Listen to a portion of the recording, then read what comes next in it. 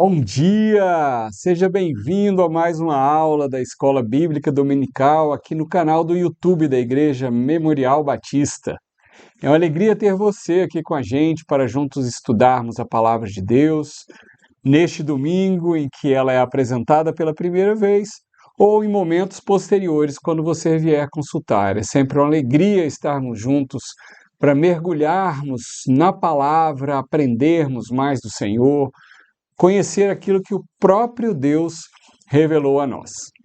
Nós estamos dando sequência ao estudo da revista O Espírito Santo e Você, em que estamos estudando sobre a doutrina do Espírito Santo, diversas perspectivas sobre a pessoa do Espírito Santo, a sua divindade, a sua integração na Trindade, a sua forma de agir, tanto no nosso cotidiano, na vida cotidiana das pessoas, dos servos do Senhor, mas também na inspiração para a revelação, para a escrita da Bíblia, para também a nossa capacidade de entendermos aquilo que a palavra de Deus traz para nós. Então, é uma alegria estarmos juntos. Se você não pôde acompanhar as outras aulas do estudo sobre o Espírito Santo, volte aí no nosso canal do YouTube, vá lá em vídeos, na playlist da EBD 2026 e você vai poder acessar todos os estudos já feitos até aqui. Estamos chegando hoje à 10ª lição, então já há 9 aí, que você pode consultar, pode estudar, pode ter como roteiro para o seu estudo da Palavra de Deus. Hoje vamos tratar sobre pecados contra o Espírito Santo, um tema complexo, então peço sua atenção, peço que você pegue sua Bíblia, a tenha em mãos, nós vamos passar por alguns textos e antes de tudo, vamos orar.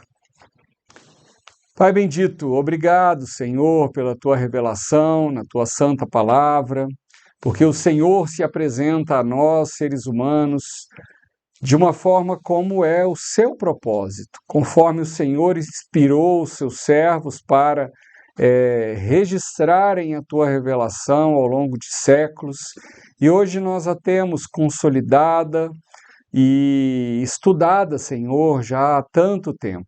Nós te damos graças por aqueles que escreveram, por aqueles que já estudaram, interpretaram, e tornam mais fácil para nós compreendermos as verdades que o Senhor revelou. Mas agradeço principalmente porque o Senhor quis se revelar. Obrigado, Pai.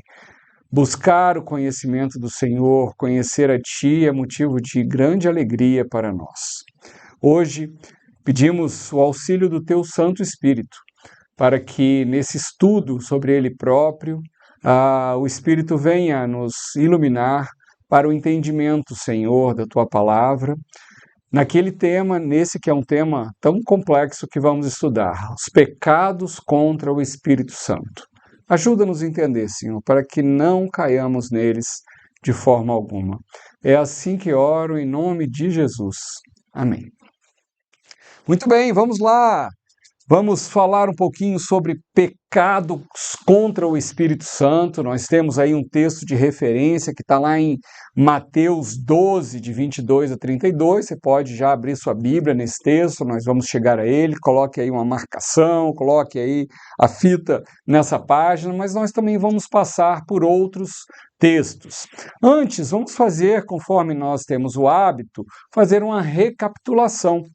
A lição passada foi apresentada pela professora Sara, que junto comigo divide aqui essa mesa, a possibilidade de explanar a palavra do Senhor pelo canal da Igreja Memorial Batista, juntamente com os professores Dermeval e Tito. E na semana passada, Sara nos trouxe uma reflexão sobre a luta interior do crente. Falamos sobre esses desafios, sobre como nós tendemos, ora, a fazer aquilo que a nossa própria carne, a nossa natureza decaída nos guia, e ora nós estamos mais abertos para a ação do Espírito Santo em nós. E assim levamos a nossa vida. O caminho da santificação é um caminho que nos orienta a cada vez mais darmos espaço para a ação do Espírito Santo. mas infelizmente caímos, muitas vezes porque alimentamos mais a nossa natureza decaída do que damos espaço para a atuação do Espírito Santo em nós. E Sara, então, trouxe uma reflexão, se referenciando aos Gálatas, sobre aquilo que nós estudamos há pouco tempo atrás, sobre as obras da carne e o fruto do Espírito. O que acontece se investirmos mais, se alimentarmos mais a nossa natureza decaída, a carne? Muito provavelmente experimentaremos na nossa vida, no nosso dia a dia, nas nossas atitudes, aquilo que Paulo em Gálatas chama de obras da carne, e que também é relatado em diversos outros textos. Mas, se somos do Espírito, devemos andar pelo Espírito, e no Espírito nascerá em nós, ele fará brotar em nós o fruto do Espírito, um conjunto de virtudes, de práticas, de comportamentos condizentes com os propósitos de Deus para o ser humano e que nos levam a nos aproximar cada vez mais desse propósito. Portanto, essa é a reflexão sobre a luta interior que cada um de nós vive como crentes que somos, mas como pecadores em processo de santificação. Chegamos então à aula de hoje e vamos falar sobre alguns dos pecados cometidos pelo ser humano e cometidos pelos crentes e que são contra o Espírito Santo, né? A primeira pergunta que eu deixo aí para estimular a sua reflexão é: por que o pecado contra o Espírito Santo é considerado muito grave? A nossa declaração doutrinária diz que todo pecado é cometido contra Deus. Sim, ele vai afetar nós mesmos, não é? Ele rompe, macula o nosso amor próprio, ele contamina, ele estraga a nossa relação com as pessoas, com a criação de Deus, com a criação a qual Deus nos concedeu para dominar e cuidar. E, sobretudo, o pecado mancha a nossa relação com Deus. E nós sabemos que Deus é luz, e nele não há trevas nenhuma, e ele não pode conviver com o pecado. Por isso que Jesus veio, nos justificou, nos limpou dos nossos pecados, e enquanto ainda estamos vivenciando o processo de santificação, o Espírito Santo age em nós. Mas podemos cometer pecados que são contra o Espírito Santo, e nós vamos ver aqui alguns exemplos de situações relatadas pela palavra de Deus. Depois nós vamos mergulhar em 3 grupos de pecados específicos que são tratados na palavra de Deus contra o Espírito Santo, para buscarmos compreender, com a ajuda do próprio Espírito, a gravidade desses pecados cometidos pelos seres humanos, pelas criaturas humanas que Deus fez, mas também pelos seus filhos. Vamos então nos referenciar primeiro a 3 situações que a palavra do Senhor revela, ainda no Antigo Testamento, que tratam disso, né? Nós já estudamos que o Espírito Santo agiu desde o início da criação. Ele é um com Deus, existe desde sempre, não é? Integra a Trindade, agiu na criação do mundo e das pessoas, e ao longo da história, antes mesmo da vinda de Jesus, ele agiu, e agiu de várias formas. Nós vamos fazer referência hoje a 3 situações. A primeira delas diz respeito a Sansão, um dos grandes juízes, aquele que iniciou a libertação em relação aos filisteus. Vamos falar também sobre o rei Saul, o primeiro dos reis de Israel. E vamos falar, resgatando uma menção do profeta Isaías, vamos falar sobre o pecado cometido pelo povo de Deus, pensando na sua coletividade. Muito bem, o que acontece com Sansão? Sansão, a história de Sansão está relatada lá no livro de Juízes. Se você quiser, pode abrir aí a sua Bíblia, lá no livro de Juízes. Nós começamos ali no capítulo 13 do livro de Juízes, em que se relata o nascimento de Sansão. Nascimento de Sansão é ali relatado. O anjo do Senhor aparece à mãe de Sansão, e a ela ele diz que, em que pese ela seja estéril, ela haveria de conceber e dar à luz um filho. Ele dá orientações sobre como ela deveria se portar, mas também dá orientações sobre esse filho, né? No versículo 5 do capítulo 13, nós lemos: porque eis que tu conceberás e darás à luz um filho, sobre cuja cabeça não passará navalha, porque o menino será nazireu, consagrado a Deus desde o ventre da sua mãe, e ele começará a livrar Israel do poder dos filisteus. Um juiz que foi separado, consagrado a Deus pelo próprio Deus, pelo anjo do Senhor, a manifestação do Senhor, em uma teofania junto à mãe de Sansão, e ele dá orientações que seriam um nazireu de Deus. Nazireu é algo que está estabelecido lá na lei e que indica uma pessoa que seria consagrada, separada, não é? Para o trabalho do Senhor. Nesse caso, no caso de Sansão, uma consagração orientada pelo próprio Deus, antes mesmo dele nascer. E é muito interessante porque quando nós vamos ver a etimologia da palavra nazireu lá no hebraico, ela tanto se refere a essa perspectiva da consagração, de alguém que é separado, escolhido e decide ser separado para o serviço do Senhor de maneira consagrada, mas também se refere, por exemplo, à videira não podada. Vejam só.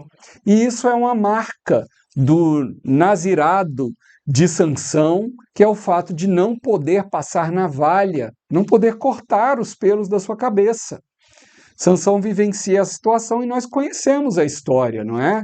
Sansão tem uma vida conturbada, várias quedas, várias situações em que a consagração dele é rompida, porque ele pratica coisas que nesse voto do nazireu não poderiam ser praticadas, como beber qualquer bebida oriunda, derivada da uva, da videira, o vinho, como tocar em mortos, não é? E a marca registrada dele, que todos nós conhecemos, que é não cortar o cabelo. Mas a história vai se passando e nós vemos que Sansão se apaixona por Dalila, e Dalila busca uma forma de descobrir o que dava a força sobre-humana a Sansão, que era capaz de, numa batalha, matar centenas de pessoas.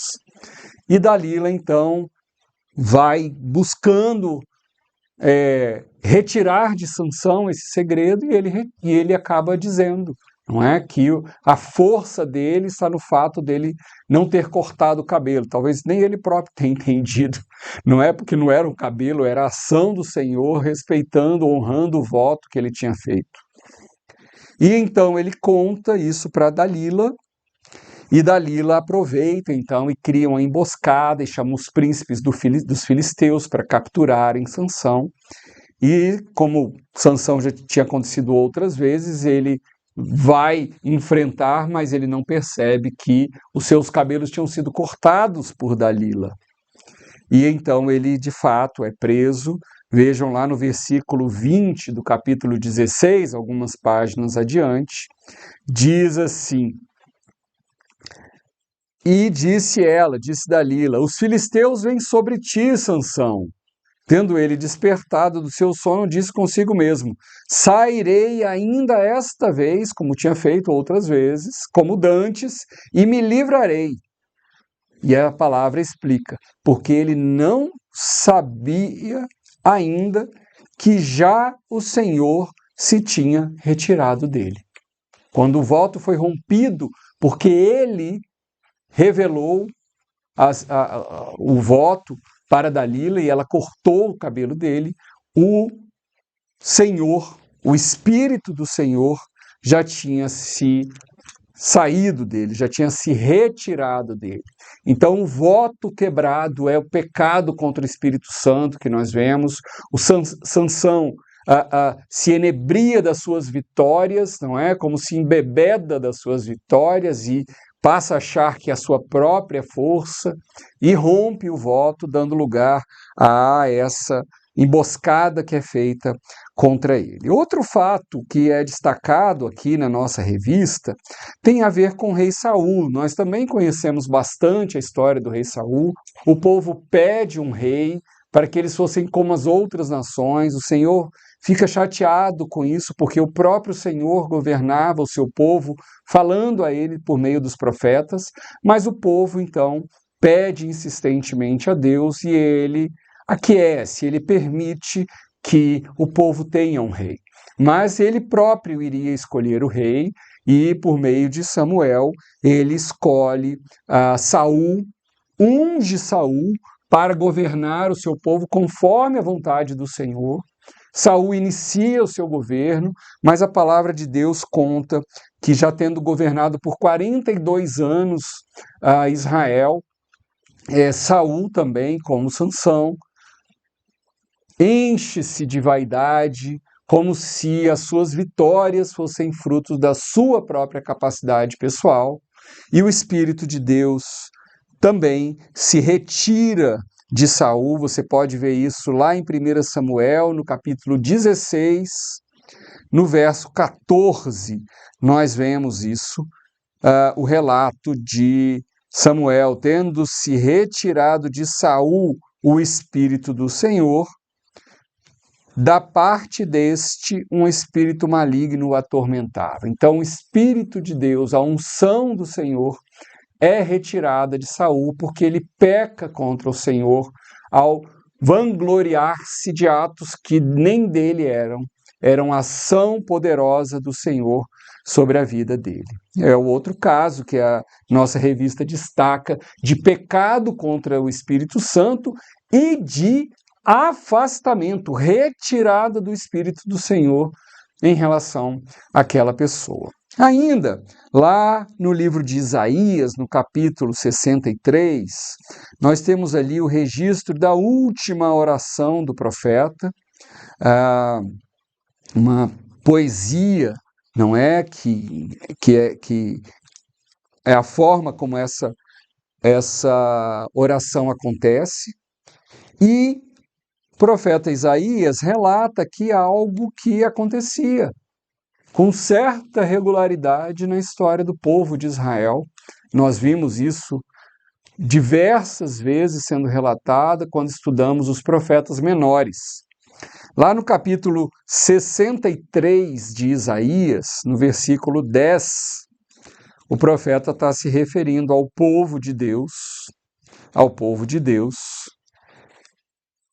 e ele diz: mas eles foram rebeldes, eles se rebelaram contra o Senhor e contristaram o seu espírito, entristeceram o Espírito de Deus, pelo que, vejam só, se lhes tornou em inimigo, e ele mesmo, o Espírito Santo, pelejou contra eles.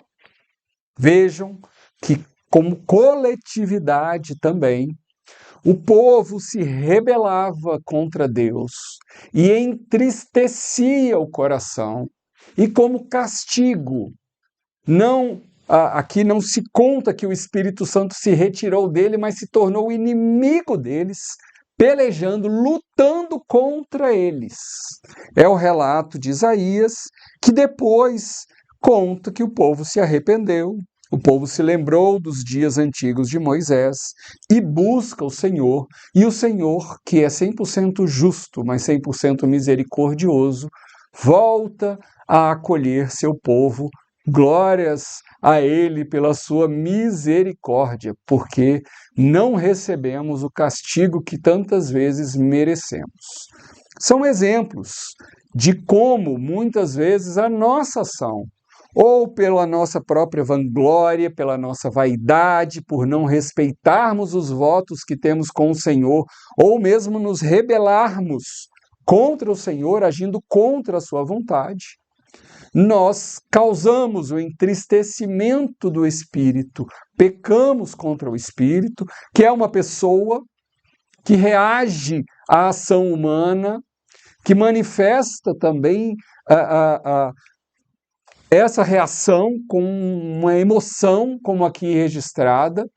Ele se entristece e se afasta, se retira do ungido, se retira do consagrado e se coloca como inimigo do povo quando o pecado acontece de forma coletiva.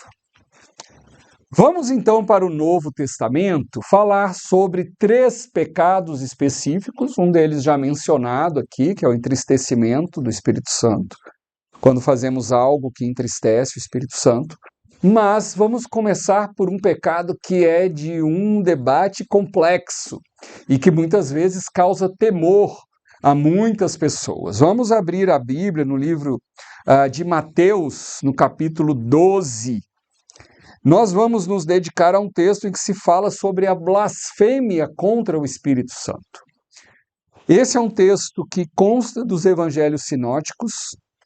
Nós vamos lê-lo aqui em Mateus, no capítulo 12, dos versículos 22 a 32, que é o nosso texto bíblico de referência. Mas esse mesmo relato aparece em Marcos, no capítulo 3, nos versículos de 22 a 30, e aparece em Lucas, no capítulo 11, nos versículos de 14 a 23. Essa é uma recomendação sobre o estudo da palavra quando lemos nos evangelhos algo que está referenciado também em outro evangelho. É importante lermos os 3 textos, ou os 2 textos, conforme vier a acontecer, nesse caso os 3 textos, para melhor entendermos as circunstâncias, a narrativa. Os evangelistas narram sob aspectos diferentes, para pessoas, grupos de pessoas diferentes, a partir de formas de organizar o texto diferentes, de modo que é importante lermos os 3 textos, mas hoje nós vamos nos dedicar, vamos ter como referência inicial Mateus. Diz assim a palavra de Deus, Mateus 12, a partir do 22. Então, lhe trouxeram a Jesus um endemoniado, cego e mudo, e ele o curou, passando o mudo a falar e a ver. E toda a multidão se admirava e dizia: é este porventura o filho de Davi? Mas os fariseus, ouvindo isso, murmuravam: este não expele demônios, senão pelo poder de Beelzebu, maioral dos demônios. Jesus, porém, conhecendo-lhes os pensamentos, disse: todo reino dividido contra si mesmo ficará deserto, e toda cidade ou casa dividida contra si mesma não subsistirá. Se Satanás expele a Satanás, dividido está contra si mesmo. Como, pois, subsistirá o seu reino? E se eu expulso demônios por Beelzebu, por quem os vossos filhos expulsam? Por isso, eles mesmos serão os vossos juízes. Se, porém, eu expulso demônios pelo Espírito de Deus, certamente é chegado o reino de Deus sobre vós. Ou, como pode alguém entrar na casa do valente e roubar-lhe os bens sem primeiro amarrá-lo, e então lhe saqueará a casa? Quem não é por mim, é contra mim. E quem contra mim não ajunta, espalha. Por isso vos declaro, todo pecado e blasfêmia serão perdoados aos homens, mas a blasfêmia contra o Espírito Santo não será perdoada. Se alguém proferir alguma palavra contra o Filho do Homem, ser-lhe-á isso perdoado. Mas, se alguém falar contra o Espírito Santo, não lhe será isso perdoado, nem neste mundo, nem no porvir. Opa! Temos aqui uma informação complexa de ser trabalhada. Um pecado contra o Espírito Santo que não será perdoado. Nós vemos aqui o relato, né, dessa passagem, como eu já disse, está lá também em Marcos e em Lucas. E vemos que Jesus tem uma fala muito dura e direta contra os fariseus. Os fariseus eram um grupo religioso, como se fosse uma denominação religiosa, muito rigorosa no cumprimento da lei, pelo menos assim se anunciava. Ou seja, eram pessoas que estudavam muito a palavra de Deus. E nós vemos aqui uma situação em que essas pessoas, ao presenciarem, testemunharem Jesus expulsando um demônio de uma pessoa, eles ousam dizer que Jesus está agindo, amando por Beelzebu. Vejam lá o que ele diz: este não expele demônios, senão pelo poder de Beelzebu. Essa fala é considerada por Jesus a blasfêmia contra o Espírito Santo. Lá em Marcos 3,30, a gente vê que o que Jesus responde, ele o faz porque eles estavam dizendo que o próprio Jesus estava com o espírito imundo. E nós já estudamos juntos aqui, salvo engano com o professor Tito, a ação do Espírito Santo em Jesus nos dias em que Jesus esteve na Terra. Mergulhamos sobre isso, tratamos disso sob diversas perspectivas. Mas aqueles homens que estudavam a lei profundamente eram pessoas que estavam com seus corações duros. Sim, eles conheciam a lei, estudaram a lei.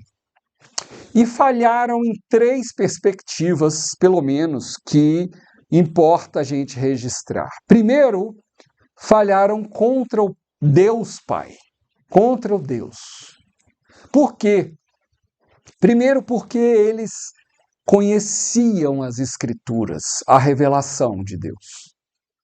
Eles liam, estudavam, buscavam entender, mas não foram capazes de compreender os propósitos de Deus Pai revelados nas Escrituras, na lei, nos Salmos e nos Profetas, que eram os livros aos quais eles mais se dedicavam. Nós sabemos que a lei, os Salmos e os Profetas apontam para Jesus, o Messias. Eles, portanto, não foram capazes de ter os olhos abertos para entender o apontamento da lei, dos Salmos e dos Profetas para Jesus, que viria e que naquele momento estava com eles. Eles pecaram contra Deus Filho, porque Jesus, estando diante deles, eles testemunhando da ação miraculosa, sobrenatural de Jesus, de várias formas, a informação sobre Jesus corria por toda aquela região e os fariseus foram a ele exatamente por isso, porque muitas pessoas estavam indo atrás de Jesus para ouvir os seus ensinamentos, porque ele falava com autoridade, e para ver os seus milagres ou buscarem a ação miraculosa de Deus. Os fariseus foram lá e vendo, presenciando, não creram. Não creram.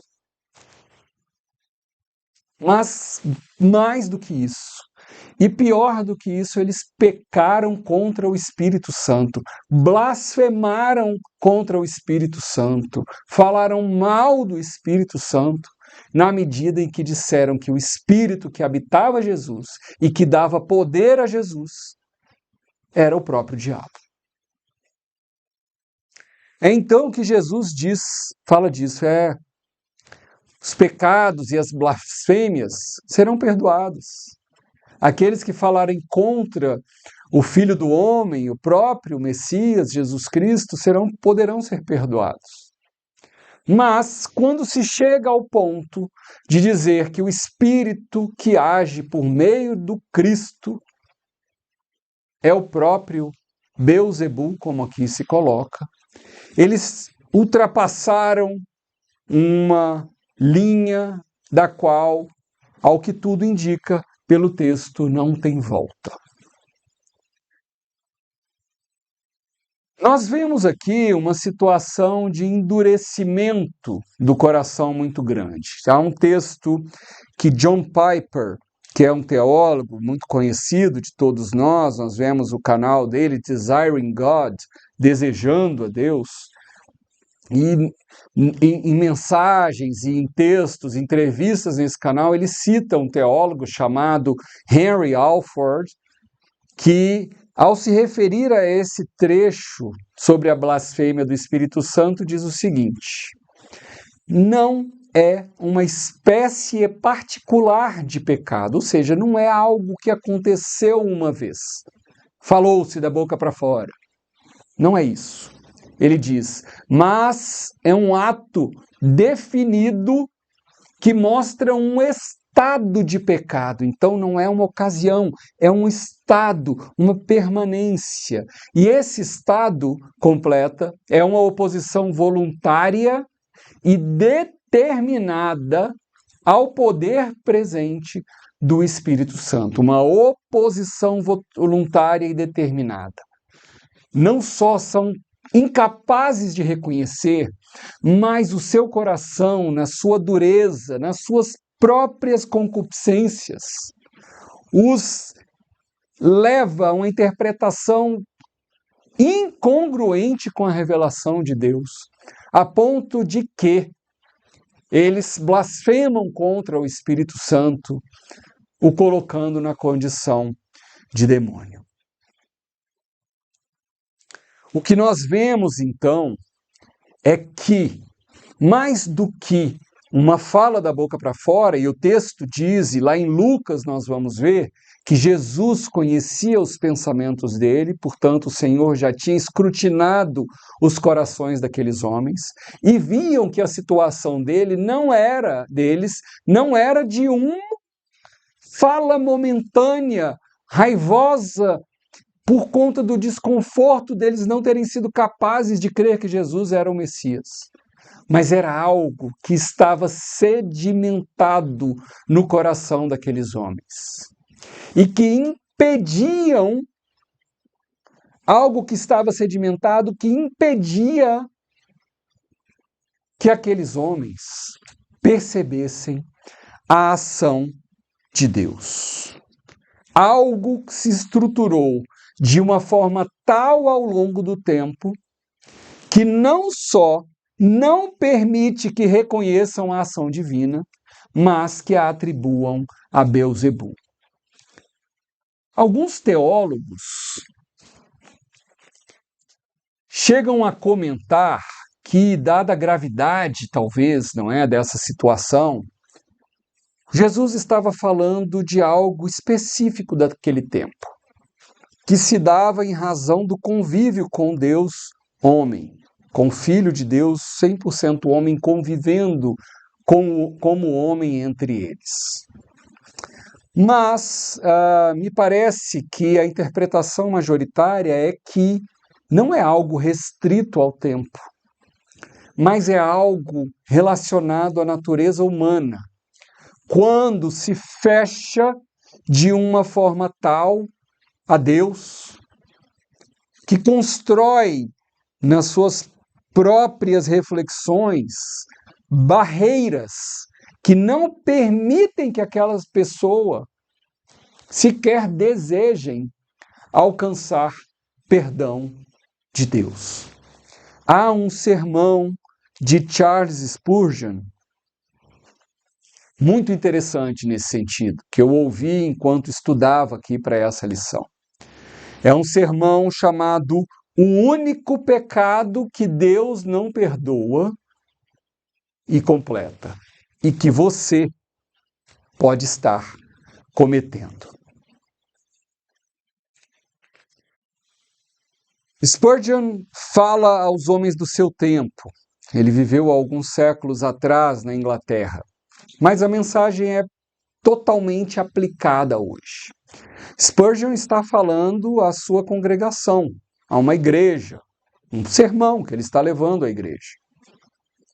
E chama a atenção de que era possível que algumas pessoas naquele contexto, no contexto da igreja, estivessem caindo nesse pecado ou que estivessem rumo a cair nele.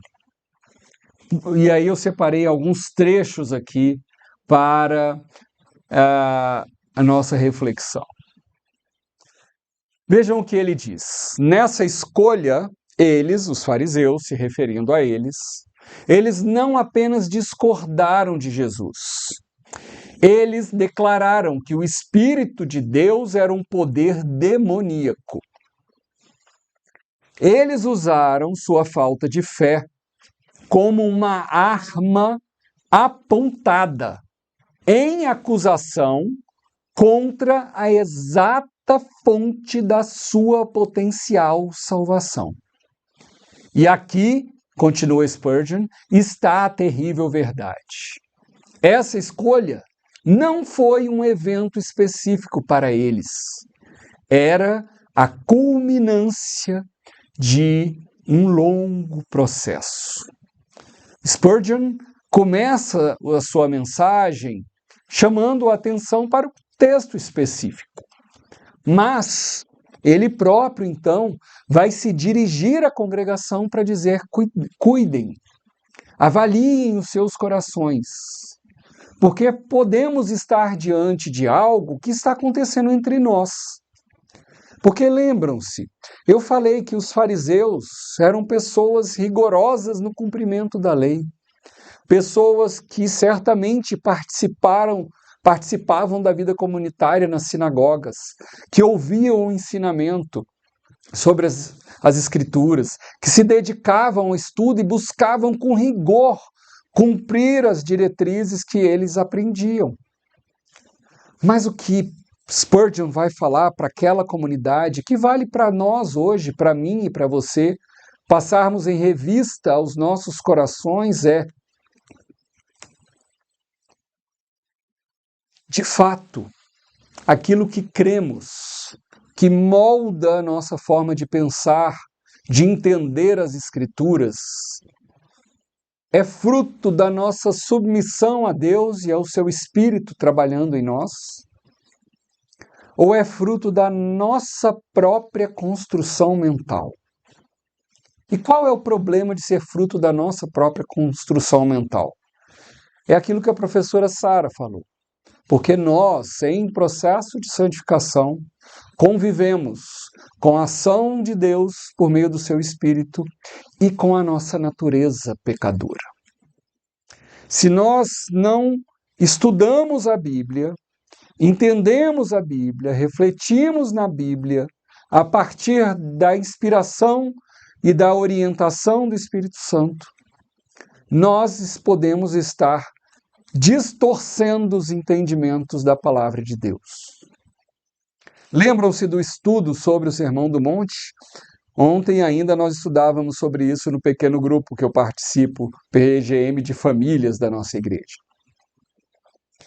Lembramos de que Jesus diz no Sermão do Monte que ele não veio para abolir a lei, mas para cumpri-la. E ele passa, então, a uma sequência de ensinamentos, dizendo: vocês ouviram que era assim, eu, porém, vos digo. O que é que Jesus revela nesse conjunto, nesse texto ali no capítulo 5 de Mateus? Que o entendimento, a interpretação da lei que estava sendo seguida, orientada por aquela liderança religiosa, estava errada, porque não atendia aos propósitos do Senhor. não foi capaz de levar o povo a uma renovação do seu entendimento, como Paulo diz. Portanto, se estamos alimentando a nossa natureza pecaminosa, a nossa leitura e a nossa compreensão da palavra pode estar sendo entortada conforme os nossos próprios propósitos e desejos, fazendo com que a palavra caiba na nossa experiência pessoal. Mas não é assim que somos orientados a fazer. Somos orientados a estar submetidos à ação do Espírito Santo em nossas mentes e corações. Se agimos dessa outra forma, dando lugar para que a nossa natureza carnal interprete a palavra de Deus, nós podemos estar caminhando, ou quem sabe, já vivenciando isso que o Henry Alford chamou de um estado de pecado. E aí Spurgeon chama a atenção, porque chegamos ou podemos estar chegando no limite. Diz assim, quando alguém comete a blasfêmia contra o Espírito Santo, é como se essa pessoa tivesse cortado, e aí, entre aspas, a fala de Spurgeon, como se tivesse cortado a única corda que poderia resgatá-la do abismo. E quando essa corda é cortada, não por Deus enraivecido, mas pelo homem em rebelião, o que resta? Nada. Nenhum mecanismo de salvação, nenhum meio de graça, nenhum caminho de arrependimento. Esse pecado é imperdoável. E o é não porque o perdão não esteja disponível, mas porque o pecador se faz permanentemente incapaz de recebê-lo. É um pecado sem perdão, porque aquele que peca não é capaz de se reconhecer pecador, de se arrepender e de aceitar a graça disponível para salvá-lo. Nós, como batistas, cremos que a graça redentora de Jesus está disponível para todas as pessoas. E que Jesus é poderoso para perdoar-nos os pecados. E que o Espírito Santo age na vida do ser humano para convencê-lo do pecado, da justiça e do juízo. Mas se nós nos rebelamos ao tal ponto de entortar a palavra para que ela caiba na nossa forma pecaminosa e carnal de pensar, nós chegamos a um ponto em que a corda se rompe por nossa escolha. A corda, enquanto estamos no abismo, é entregue a nós e nós a cortamos. Chega num ponto que o nosso coração é tão endurecido que não somos capazes de buscar ou de aceitar o perdão que está sendo dado. Na nossa declaração doutrinária, nós vemos com clareza que o pecado maior consiste em não crer na pessoa de Jesus, Filho de Deus, como Salvador pessoal. E vemos ainda que, como resultado do pecado, da incredulidade, da desobediência do homem contra Deus, ele, o ser humano, está sujeito à morte e à condenação eterna, além de se tornar inimigo do próximo e da própria criação de Deus. Blasfêmia contra o Espírito Santo, um pecado imperdoável, porque o ser humano que o comete está num estado tal de pecado e de endurecimento que não é capaz de aceitar esse perdão. Há outros dois pecados que a revista nos traz como para nossa reflexão. Um deles já falado, entristecer o Espírito Santo. O povo se rebelou e entristeceu o Espírito Santo. O pecado da blasfêmia certamente não será cometido por alguém que recebeu o Espírito Santo e que permite, portanto, a ação do Espírito Santo em sua vida e que o Espírito Santo a molda e a domina, mas por alguém que pretensamente vive essa realidade, mas distorce, contorce a palavra a ponto de que a sua própria forma de pensar não o permita aceitar a salvação. O entristecer o Espírito Santo, contudo, pode acontecer conosco, comigo e você, que temos o Espírito Santo em nossas vidas, porque aceitamos Jesus como o único, suficiente Salvador e Senhor. Porque nós, muitas vezes, caímos em pecado. Lá em Efésios 4, 25 a 32, que é também um texto que a nossa revista nos indica, né? Nós vemos uma lista de situações que muitas vezes nós caímos nelas, mesmo tendo a orientação do Santo Espírito. Por isso, deixando a mentira, fale cada um a verdade com o seu próximo, porque somos membros dos outros. Irai-vos e não pequeis, não se ponha o sol sobre sua ira, nem deis lugar ao diabo. Aquele que furtava, não furte mais, antes trabalhe fazendo com suas próprias mãos o que é bom. Não saia da vossa boca nenhuma palavra torpe, sim unicamente a que for boa para edificação, conforme a necessidade, transmita graça aos que ouvem. Não entristeçais o Espírito de Deus, no qual fostes selados no dia da redenção. Um pecado que pode ser cometido por nós, servos do Senhor.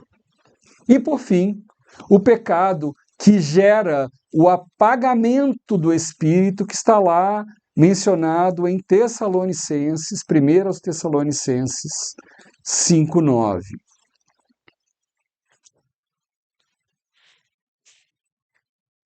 5:19.